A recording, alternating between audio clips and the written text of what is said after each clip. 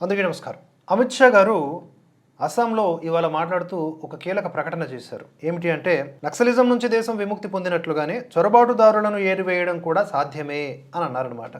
అక్రమ వలసదారులను కేవలం ఓటర్ల జాబితా నుంచే కాకుండా దేశం నుంచి కూడా తొలగిస్తాము. రాబోయే 5 ఏళ్లలో ఈ పని పూర్తి చేస్తాము అని చెప్పారు. అస్సాంలోని కామ్రూప్లో పోలీస్ 10వ బెటాలియన్ కొత్త క్యాంపస్కు శంకుస్థాపన చేసిన అనంతరం ఓ సభలో ఆయన ఈ మేరకు ప్రసంగించారు. చొరబాటుదారుల ఆక్రమణల నుంచి విడిపించిన స్థలంలోనే ఈ కొత్త క్యాంపస్ని నిర్మిస్తున్నట్టుగా కూడా తెలపడం గమనార్హం. ఇక గతంలోనే కాంగ్రెస్ నేత రాహుల్ గాంధీ అంట అక్రమ వలసదారులను బహిష్కరిస్తామని చెప్పారు. కానీ వాళ్ళు ఆ పని చేయరు. ఎందుకంటే అది వారికి ఇప్పుడు ఓటు బ్యాంక్ అయిపోయింది. కనుక మేము మాత్రమే ఆ పని చేస్తాం అంటున్నారు. సార్, అనడం కాదు సార్, ఆ పని చేసి పుణ్యం కట్టుకోండి. అంతేకాకుండా మరికొన్ని గణాంకాలు కూడా ఈ సందర్భంగా ఇప్పుడు చెప్తాను. ఆ దిశగా కూడా మోదీ, అమిత్ షా, ప్రస్తుతం ఉన్నటువంటి ప్రభుత్వం ఆలోచించి చర్యలు తీసుకుంటేనే ఈ భారతదేశం బాగుపడుతుంది. లేకపోతే అమిత్ షా గారు ఇలా మాట్లాడేసి గాల్లో కలిపేయడం తప్ప ఆచరణ రూపంలో శూన్యత్వం కనిపిస్తుంది. ఇప్పుడు హామీ ఇచ్చి అది అమలు చేయని రాహుల్ గాంధీ ఈక్వల్స్ టు ప్రగల్భాలు పలికి అమలు చేయని ఆచరణకు తీసుకురాని అమిత్ షా అండ్ మోదీ అనేది కరెక్ట్ కాదు కదా. మీరు నిజంగా జాతీయవాదులైతే, దేశభక్తులైతే ఈ అత్యవసరమైనటువంటి పరిస్థితిని కరెక్ట్గా ట్యాకిల్ చేయండి. ఎన్ని అవాంతరాలు వచ్చినా సరే అధిగమించి మిమ్మల్ని మొత్తం భారత జాతి అలా కళ్ళల్లో పెట్టుకొని చూసుకుంటుంది. ఇక మెయిన్ పాయింట్కి వద్దాం. మన భారతదేశంలో అక్రమ వలసదారులు ఎంతమంది ఉన్నారు అనేదానికి ఒక లెక్కపత్రం ఇప్పటికీ లేదు. గతంలో ఎప్పుడో అంటే 2016లో అప్పటి హోంశాఖ సహాయ మంత్రి కిరణ్ రిజిజు గారు పార్లమెంట్లో మాట్లాడుతూ ఈ దేశంలో ఒక 2 కోట్ల మంది అక్రమ వలసదారులు ఉన్నారు అని నోటి లెక్కగా చెప్పారన్నమాట. అయితే ఎన్ఆర్సీ గణాంకాలు అంటే దేశవ్యాప్తంగా ఎన్ఆర్సీ అప్లికబుల్ కాలేదు, అస్సాంలో చేశారు కదా. ఎందుకంటే అక్కడ హిమంత బిశ్వ శర్మ గారు ఉన్నారు. ఆయన దేశభక్తుడు కాబట్టి ఈ దేశాన్ని కాపాడాలని చెప్పేసి ఆయన రాష్ట్రంలో ఆయనకున్న అధికారాలని పూర్తిగా వినియోగించి ఎన్ఆర్సీని అప్లై చేస్తే సుమారుగా 19 లక్షల మంది పౌరసత్వ రుజువులు చూపలేకపోయారు. అంటే వాళ్ళందరూ కూడా ఎవరు? అక్రమ వలసదారులు. దీన్ని బట్టి చూస్తే యావత్ భారతంలో అస్సాం ఎక్కువగా ప్రభావితం అవుతోంది ఈ అక్రమ వలసదారులతో, వాళ్ళు ఆక్యుపై చేసేటటువంటి ల్యాండ్స్తో, వాళ్ళు తినేస్తున్నటువంటి సొమ్ముతో, వాళ్ళు వేస్తున్న ఓట్లతో. ఒక విధంగా కాదు, అన్ని విధాలుగా నష్టమే మనకి. ఇక రోహింగ్యాలు మన దేశంలో సుమారుగా 40,000 మంది ఉన్నారు అని చెప్పేసి చాలా తక్కువగానే సుప్రీంకోర్టుకు చెప్పిందన్నమాట కేంద్ర ప్రభుత్వం గతంలో. ఎప్పుడో 40,000 మంది ఏంటి సార్, అంతకంటే ఎక్కువే ఉంటారు కదా. ఒకసారి మనం రాష్ట్రాల వారీగా చూసుకుంటే అస్సాంలో చాలా ఎక్కువగా ఈ వలసలు అనేవి ఉన్నాయి.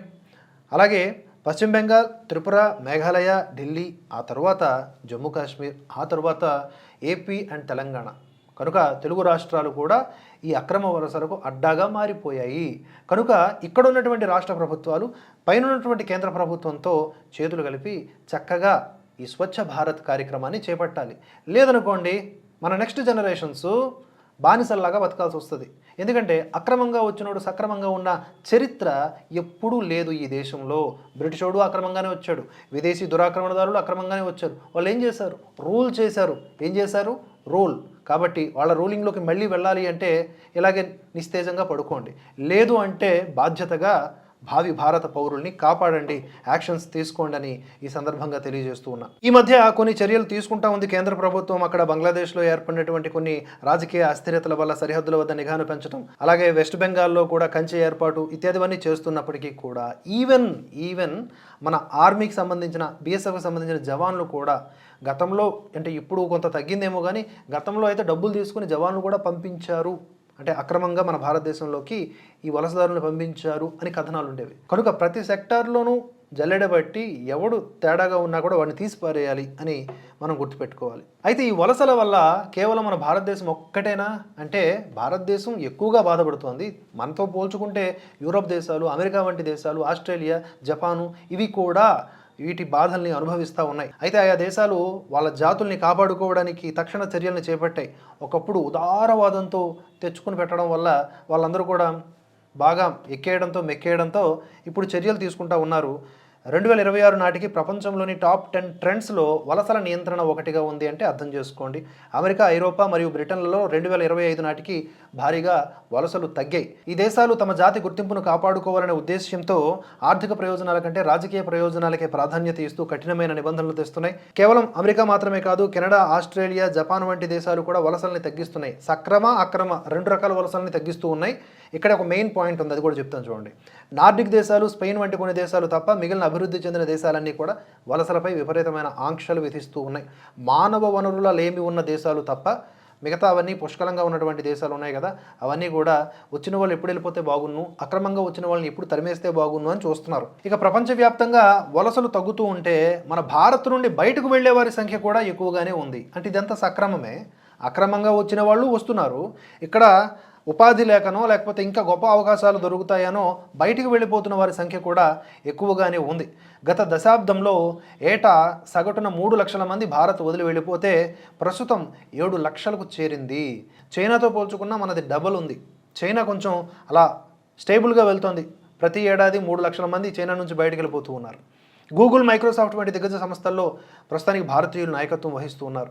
భారతీయులు ఎక్కువగా అమెరికానే కాకుండా ఉపాధి కోసం మిడిల్ ఈస్ట్ దేశాలకు కూడా వెళ్తున్నారు. కొంతమంది అయితే ఆ దేశాల యొక్క పౌరసత్వం పొంది అక్కడ మంచి ఓటు బ్యాంకుగా కూడా తయారయ్యారు. అంటే వాళ్ళంతా మన మేధో సంపత్తి. ఎందుకు కోల్పోతున్నాము అంటే ఇక్కడ ఉన్నటువంటి విధానాలు. ఇప్పుడు మన మోదీ గారు, అమిత్ షా గారు వచ్చారు, దేశభక్తులు వచ్చారు, జాతీయవాదులు వచ్చారు, కానీ ఈ జాతిని కాపాడలేకపోతున్నారే. 10 ఏళ్ళు గడుస్తున్నాయి కదా, ఇంకా సరిపోవట్లేదు సార్ ఈ పనితనం. మన వాళ్ళని కాపాడుకోవాలి, అక్రమంగా వచ్చే వాళ్ళని పంపించాలి.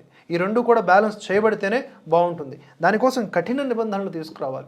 మీరు ఏ సంస్కరణ తీసుకొచ్చినా దానికి అడ్డుకట్ట వేయడానికి ఒక వ్యవస్థ రెడీగా ఉంది. దాన్ని అధిగమించడానికి ఇంకెన్నాళ్ళు టైం కావాలి మీకు? ఆర్టికల్ 370 అయోధ్య రామమందిర నిర్మాణం కంటే కష్టమైనవా? ఈ ఎన్ఆర్సీ, సిఏఏ వంటి వాటి కంటే కష్టమైనవా? యూనిఫామ్ సివిల్ కోడ్ ఎక్కడుంది సార్? ఇవన్నీ పక్కన పెట్టి యూజీసీ అని తీసుకొచ్చారు. ఎవరిని చంపడానికి సార్? ఎవరిని ఇబ్బంది పెట్టడానికి? అందుకని పనికిమాలినటువంటి విధానాలను పక్కన పెట్టి మిమ్మల్ని ఏదో నమ్మి ఓట్లేసినటువంటి జనాలకు న్యాయం చేయండి. కులాల్ని పోగొట్టండి వీలైనంత. మళ్ళీ కుల చిచ్చుల్ని పెట్టేటటువంటి యూజీసీ లాంటి కొత్త చట్టాలని తీసుకొచ్చి మా నెత్తిన పెట్టొద్దు. బీసీ హాస్టళ్ళు, ఎస్సీ హాస్టళ్ళు ఎందుకు సార్? మొత్తం అంత విద్యార్థి దశ నుంచి అందరినీ కలిపి చూడండి. ఆటోమేటిక్గా మనుషుల యొక్క ఆలోచనల్లో మార్పులు వస్తాయి. ఇవేమీ చేయట్లేదు. కనుక ఈ సందర్భంగా మనం గుర్తుంచుకోవాల్సిన పాయింట్స్ ఇవన్నీ కూడా. ఒకవైపు మన దేశంలోకి అక్రమంగా వలసలు వస్తున్న వాళ్ళు, మరోవైపు మన దేశంలో ఉన్నటువంటి మేధావులు, విద్యార్థులు, సైంటిస్టులు అందరూ కూడా బయటకు పోతూ ఉన్నారు, విదేశాలకు పోతూ ఉన్నారు డబ్బుల కోసము, లేకపోతే మంచి అవకాశాల కోసం. వాళ్ళని కూడా తప్పు పట్టలేము. ఇక్కడ మరి ఏమీ లేకపోతే మరి ఏం చేస్తారు? గోడలో సున్నాలు వేసుకుని కూర్చుంటారా? సో ఆ విధంగా మనం అన్ని విషయాల్లోనూ నష్టపోతూ ఉన్నాం.